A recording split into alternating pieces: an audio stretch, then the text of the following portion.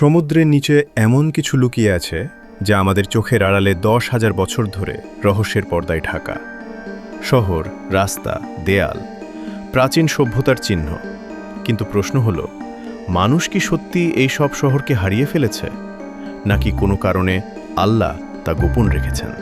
রহস্যময় পৃথিবীতে আজ আমরা এমন কিছু শহরের গল্প জানব যা সমুদ্রের নিচে লুকানো, যেখানে ইতিহাস, বিজ্ঞান এবং রহস্য একসাথে জড়িয়ে আছে। শুধু দেখবেন না, ভাববেন আমরা সত্যিই কতটুকু জানি। জাপানের কাছে রয়েছে রহস্যময় ইয়োনারুনি মনুমেন্ট। অনেকে মনে করেন এটি মানুষের তৈরি প্রাচীন শহর। সিঁড়ি, দেয়াল, রাস্তা সবই প্রশ্ন তুলে দেয়। কিন্তু অন্যরা বলে এটি শুধু প্রাকৃতিক পাথরের গঠন, যার মানে এই রহস্য আজও সমাধান হয়নি। মানুষ কি তৈরি করতে পারত এমন বিশাল কাঠামো? কিন্তু আমরা কি জানি পুরো সত্য? ভারতের উপকূলে পাওয়া গেছে দ্বারকা। পৌরাণিক কাহিনীতে বলা হয় সকল দেবতার শহর। কিছু গবেষক মনে করেন এটি সত্যিই প্রাচীন সভ্যতার কেন্দ্র ছিল।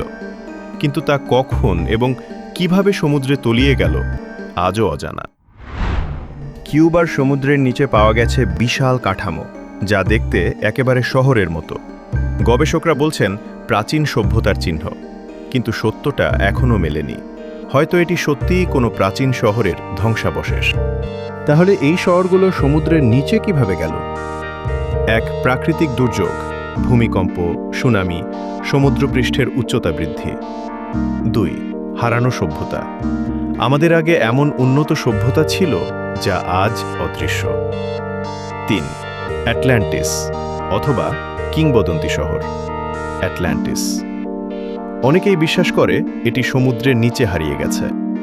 সবচেয়ে ভয়ঙ্কর বিষয়টা হলো, মানুষ এখনও সমুদ্রের মাত্র 5% পর্যবেক্ষণ করতে পারে, অর্থাৎ 95% সমুদ্র এখনও অজানা। হয়তো এই লুকানো শহরগুলো কেবল সূচনার গল্প। ইয়োনাগুনি মনিউমেন্ট এবং দ্বারকা শুধু আলাদা ঘটনা নয়, সবই ইঙ্গিত দেয় এক অজানা সত্যের দিকে। সমুদ্রের নিচে সত্যিই কি শহর আছে যা আমরা দেখিনি, যা এখনও রহস্যে ঢাকা?